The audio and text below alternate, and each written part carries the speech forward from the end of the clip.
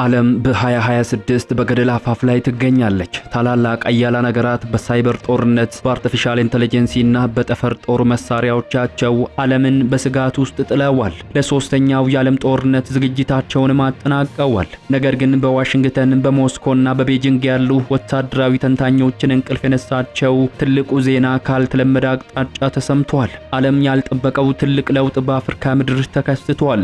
ለ10 ዓመታት በድህነትና በጦርነት የምትታወቀው አፍሪካ ዛሬ በ2026 በቢሊዮን ዶላር የሚቆጠር ዘመናዊ የጦር መሳሪያን የታጠቁ የአዳዲሶቹ ሀያላን መነሻ ሆናለች። ዛሬ አፍሪካ ተገዢ አይደለችም። ዛሬ አፍሪካ ተከላካይ ብቻም አይደለችም። ዛሬ አፍሪካ ሊነኳቸው የማይደፍሩት 5 አስፈሪ ጦር ያላቸው ሀገራት ባለቤትም ሆናለች። እነዚህ 5 ሀገራት የባህር በር የመዝጋት፣ ሰማይን በድሮን የማጥለቅለቅና የጠላትን ከተማ በደቂቃዎች ውስጥ ወደ አመድነት የመቀየር አቅም ያላቸው መሳሪያዎችን በምስጢር ታጥቀዋል። የአሜሪካ ፔንታጎን ከፍተኛ መኮንኖች በዚህ ግምገማቸው ላይ እንዳሉት በ2026 በአፍሪካ ምድር ላይ ወታደራዊ እርምጃ መውሰድ ራስን ማጥፋት ነው ብለዋል። የአሜሪካ የፔንታጎን ባለስልጣናትና የሩሲያ የስለላ ተቋማት በአንድ ነገር ተስማምተዋል። በአፍሪካ ውስጥ ሊነኳቸው የማይደፍሩት 5 አስፈሪ ጦር ያላቸው ሀገራትም ተፈጥረዋል። ከምርጥ 5 አስፈሪ ጦር ያላቸው የአፍሪካ ሀገራት ውስጥ የተካተቱት አዳዲሶቹ ሀገራት እነማን ናቸው? ግብጽ ዛሬም የቀይ ባህር ንግስት ናት ወይስ ኢትዮጵያ በምስራቅ አፍሪካ ያላትን ወታደራዊ ጡንቻ ወደማይደረስበት ደረጃ አሳድጋ ይሆን? ትንታኔያችን በዝርዝር የሚመልሳቸው ጥያቄዎች ናቸው። በዚህ ልዩ ዘገባችን በ2026 ዓለምን ያስደነገጡት 5 የአፍሪካ ሀያላን በቢሊዮን የሚቆጠር ዶላር የሚፈስባቸውን ወታደራዊ ፕሮጀክቶቻቸውንና በምስጢር የያዟቸውን ገዳይ መሳሪያዎችን በዝርዝር እንመለከታለን። ኢትዮጵያ በደረጃው ላይ የተቀመጠችበት ሁኔታ በከፍተኛ ሁኔታ ዓለምን አስገርመዋል። እስከ መረጃችን መጨረሻ አብራችሁን ቆዩ። ምክንያቱም ቁጥር 1 ላይ ያለችው ሀገር አቅም ለዓለም ስጋት እየሆነ መጥቷል። እንደ ሁል ጊዜው ቪዲዮ ላይክ እና ሼር በማድረግ ጀምሩ። አዲስ የሆናችሁ ደግሞ ሰብስክራይብ በማድረግ የእልፍ መረጃ ባለቤት ይሁኑ። ወደ አፍሪካ ከመግባታችን በፊት የዓለምን ሁኔታ አስቀድመን እንቃኝ። በ2026 አሜሪካ 6ኛ ትውልድ ተዋጊ ጀቶችን እያሰማራች ነው። ቻይና ደግሞ በአርቲፊሻል ኢንተለጀንስ የሚመሩ ግዙፍ የድሮን ሰራዊቶችን ገንብታለች። በዚህ መካከለኛው የዓለም ትርምስ ውስጥ አፍሪካ ስልታዊ ቦታንም ይዛለች። አሁን ያለንበት ዘመን ለአፍሪካ ከፍተኛ የቴክኖሎጂ ሽግግር የመጣበትም ሆኗል። አፍሪካውያን አሁን መሳሪያ ከመግዛት አልፈው ሪዘርቭ ኢንጂነሪንግ በመጠቀም የራሳቸውን መሳሪያን እየሰሩ ነው። ለዘመናዊ የጦር መሳሪያዎች የሚያስፈልጉት ሊቲየም እና ኮባልት በአፍሪካ መገኘታቸው ሀገራቱ መሳሪያን በሀብታቸው እንዲቀይሩ አግዟቸዋል። ለዘመናት የአፍሪካ ወታደራዊ አቅም የሚለካው በሰው ኃይል ብዛትና ከአውሮፓ በሚገዙ አሮጌ መሳሪያዎች ነበር። ነገር ግን ባለፉት ጥቂት ዓመታት ዓለም አቀፋዊ ፖለቲካ ተቀይሯል። የሩሲያና የዩክሬን ጦርነት እንዲሁም በአሜሪካና በቻይና መካከል ያለው ፍጥጫ አፍሪካውያን የራሳችንን ካልገነባን ማንም አይታደገንም የሚል ጠንካራ ትምህርትን እንዲወስዱ አስገድዷቸዋል።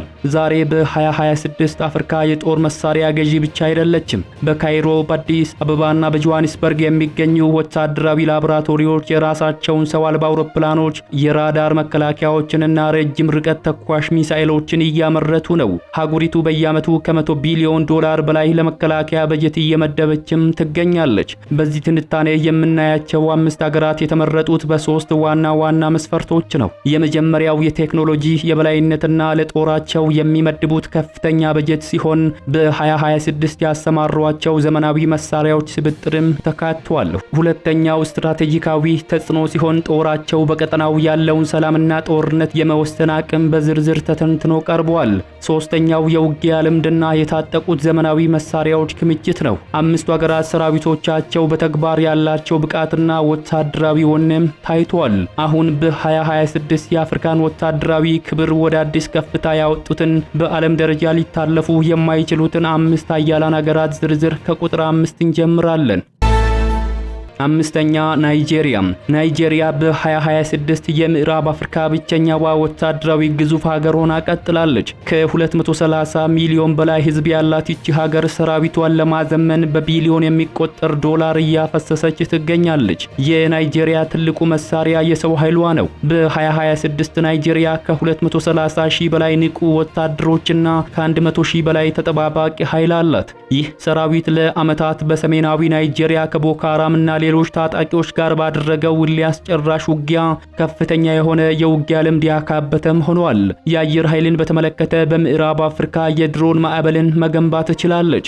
GF-17 ቴንደር የተሰኙ ተዋጊ ጄቶችን ከፓኪስታንና ቻይና የገዛች ሲሆን እነዚህ ተዋጊ ጄቶች የናይጄሪያን ሰማይ የማይደፈር አድርገውታል። A-29 ሱፐር የተሰኙ ከአሜሪካ የተገዙት እነዚህ አውሮፕላኖች ለጸረ ሽምቅ ውጊያም እጅግ ውጤታማ መሆናቸውን አሳይተዋል። ናይጄሪያ ከቻይናና ቱርክ የገዛቻቸው ዊንግሎንግ እና CH-4 ድሮኖች በ2026 በማንኛውም የአየር ሁኔታ ውስጥ ሆነው ጠላትን የመከታተልና የማጥቃት አቅምንም ገንብታለች።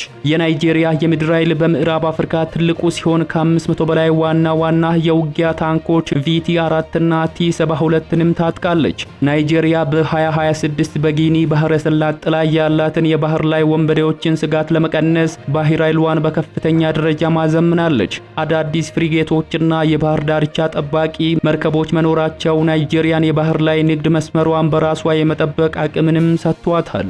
ናይጄሪያ በ2026 አስፈሪ የሚያደርጋት መሳሪያዋ ብቻ አይደለም፣ የኢኮኖሚ አቅሟና በምዕራብ አፍሪካ ላይ ያላት ፍጹም ተጽዕኖ ነው። ናይጄሪያ ካልፈቀደች በስተቀር በምዕራብ አፍሪካ ምንም አይነት የጦር እንቅስቃሴ ሊደረግ አይችልም። አራተኛ ደቡብ አፍሪካ። ወደ ደቡባዊ የሀገሪቱ ጫፍ ስንሄድ በ2026 ከአፍሪካ እጅግ ዘመናዊና በቴክኖሎጂ የረቀቀ ጦር ያላት ደቡብ አፍሪካን እናገኛለን። ደቡብ አፍሪካ ከሌሎች ሀገራት የሚለያት ትልቁ ምስጢር መሳሪያ ገዢ ብቻ ሳትሆን መሳሪያ ፈጣሪም መሆኗ ነው። በ2026 ደቡብ አፍሪካ በራሷ ኩባንያዎች እንደ ዴኒኤል እና ፔራማውንት ግሩፕ አማካኝነት እጅግ ገዳይ የሆኑ መሳሪያዎችን እያመረተች ለዓለም ገበያም እያቀረበች ትገኛለች። የጠላትን ታንኮች በሰከንዶች ውስጥ የማውደም ብቃት ያለውን ሪቮክ አታክ የተሰኘውን ሄሊኮፕተርም ታጥቃለች። G6 ሪኖ የተባለው በዓለም ላይ ካሉ እጅግ ረጅም ርቀት ተኳሽ መድፎች አንዱ ሲሆን በ2026 ይህንን መድፍ በአርቲፊሻል ኢንተለጀንስ የታገዘ ኢላማ የመምታት አቅምንም ሰጥታለች። የሳይበርና የኤሌክትሮኒክስ ጦርነትን በተመለከተ ደቡብ አፍሪካ በ2026 በአፍሪካ ብቸኛዋና ጠንካራ የሳይበር ጦር ያላት ሀገር ናት። ይህ ድምፅ አልባ ጦርነት ደቡብ አፍሪካን በዲጂታሉ ዘመን እጅግ አስፈሪ አድርጓታል። በደቡባዊ አትላንቲክና በህንድ ውቅያኖስ ላይ ደቡብ አፍሪካ ፍጹም የበላይነት ያላት ሲሆን በአፍሪካ ካሉት ጥቂት ዘመናዊ ሰርጓጅ መርከቦች መካከልም ባለቤት ናት። እነዚህ መርከቦች ከባህር ስር ሆነው ሳይታወቁ በመጓዝ የጠላትን የንግድ መስመር መዝጋት ወይንም ድንገተኛ ጥቃት መሰንዘርም ይችላሉ። የደቡብ አፍሪካ ልዩ ኃይሎች በዓለም ላይ ካሉ ምርጥ 10 ልዩ ኃይሎች መካከልም ይመደባሉ። በ2026 እነዚህ ወታደሮች በማንኛውም አስቸጋሪ ሁኔታ በባህር በበረሃና በጫካ ውስጥ ገብተው ስልታዊ ጥቃቶችን የማድረስና ከፍተኛ ባለስልጣናትን የመጉዳት አቅምም አላቸው። ደቡብ አፍሪካ በ2026 አስፈሪ የሚያደርጋት ሌላው ምክንያት ገለልተኛነቷ ነው። በምዕራባውያንና በምስራቃውያን መካከል ባለው ፍጥጫ ውስጥ ሳትወግን የራሷን የጦር ቴክኖሎጂ ማሳደጓ ማንም ሀገር በቀላሉ ሊጫናት እንዳይችል አድርጓታል። ሶስተኛዋ የአፍሪካ አስፈሪ ጦር የገነባችው ሀገር ኢትዮጵያ ናት።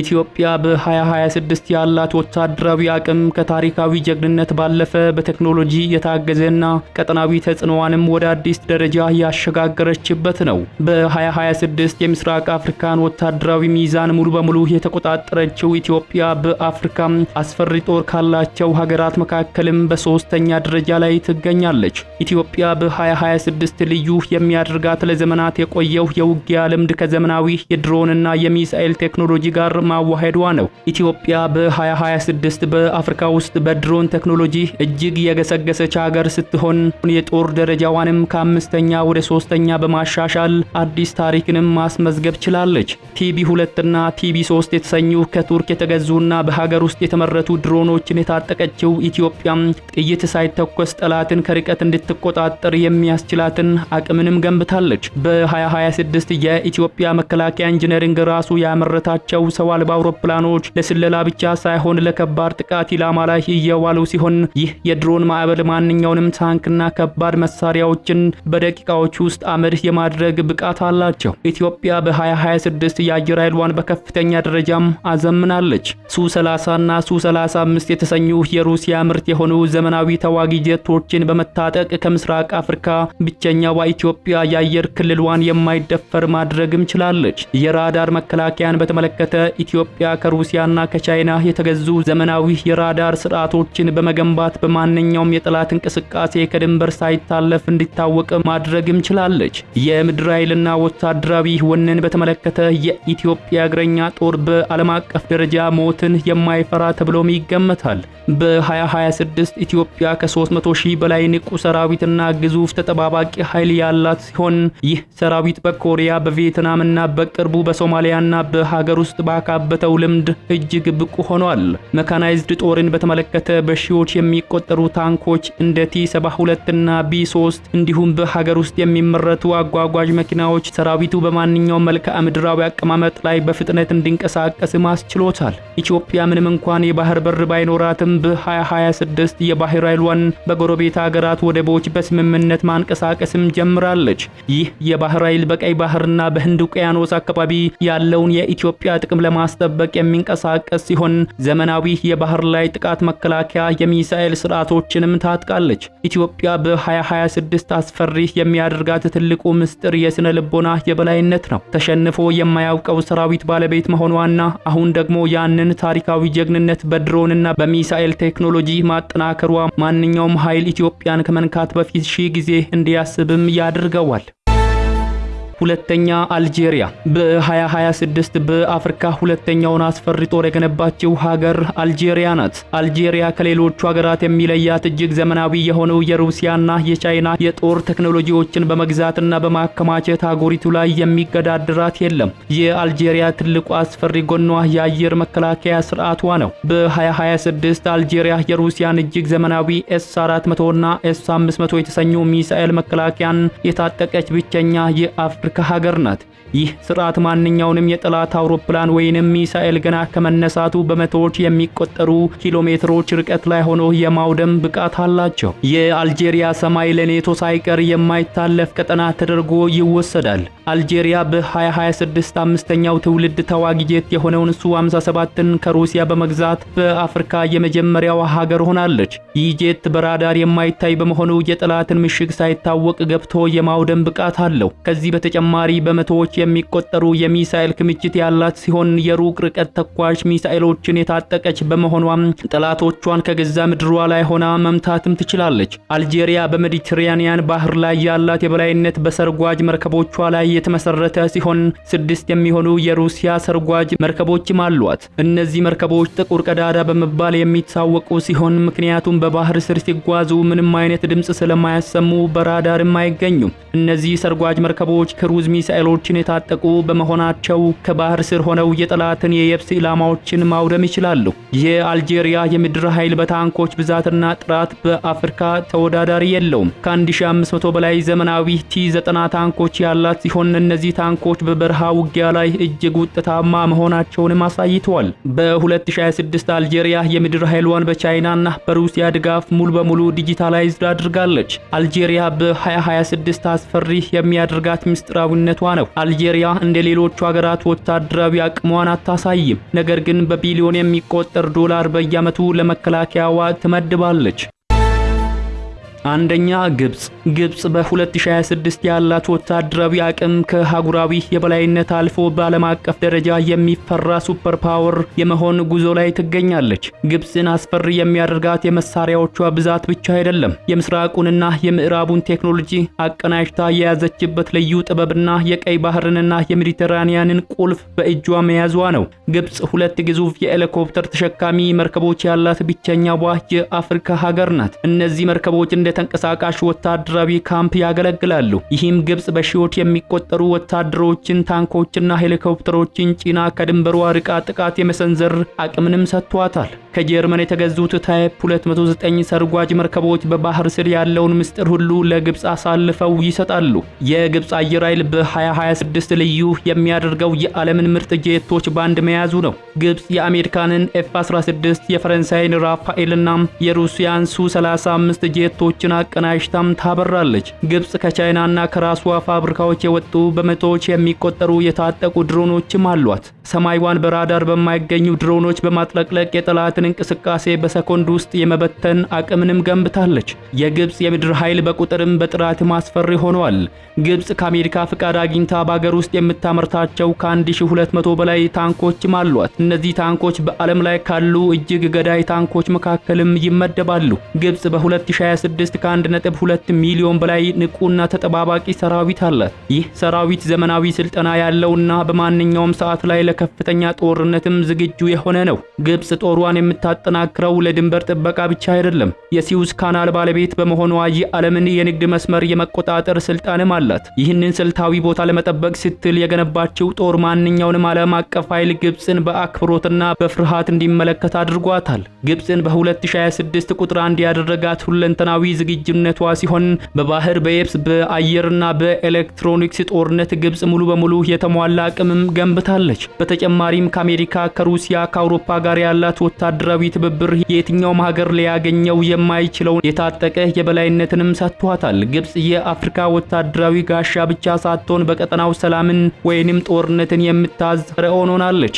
በ2026 አፍሪካ ያሏት 5 አስፈሪ ወታደራዊ ግዙፎች እነዚህን ይመስላሉ። ከግብጽ ግዙፍ የባህር ኃይል እስከ ኢትዮጵያ የድሮን ማዕበል፣ ከአልጄሪያ የብረት መከላከያ ግንብ እስከ ደቡብ አፍሪካ የቴክኖሎጂ ረቂቅነትና የናይጄሪያ የሰው ኃይል ጉልበት ነው። ይህ ዝርዝር የሚያሳየን አንድ ትልቅ እውነት አለ። አፍሪካ ዳግም በሌሎች ኃያላን ፍላጎት ብቻ የምትመራ አህጉር አይደለችም። ዛሬ አፍሪካውያን የራሳቸውን ሰማይ፣ የራሳቸውን ባህርና የራሳቸውን ሉዓላዊነት የሚያስከብሩበት ጥርስና ጥፍርም አውጥተዋል። በ2026 የሚታየው ይህ ወታደራዊ ሽቅድድም ለሀገሪቱ ዘላቂ ሰላም ያመጣል ወይስ የኃይል ፉክክርን ያባብሰዋል የሚለው ግን ለታሪክ የሚተው ጥያቄ ነው። ከነዚህ 5 ሀገራት መካከል እናንተን ይበልጥ ያስገረማችሁ የትኛው ሀገር ነው? ኢትዮጵያ በድሮን ያሳየችው ድገት ወይስ የግብጽ ግዙፍ የባህር ኃይል ወይስ ደግሞ ዝርዝር ውስጥ መካተት ነበረበት የምትሉት ሌላ ሀገር አለ? ኮሜንት ላይ ሐሳባችሁን መጻፍ ትችላላችሁ። ጥልቅ ወታደራዊ ትንታኔውን ከወደዳችሁት ላይክ በማድረግ ለሌሎች እንዲደርስ አድርጉ።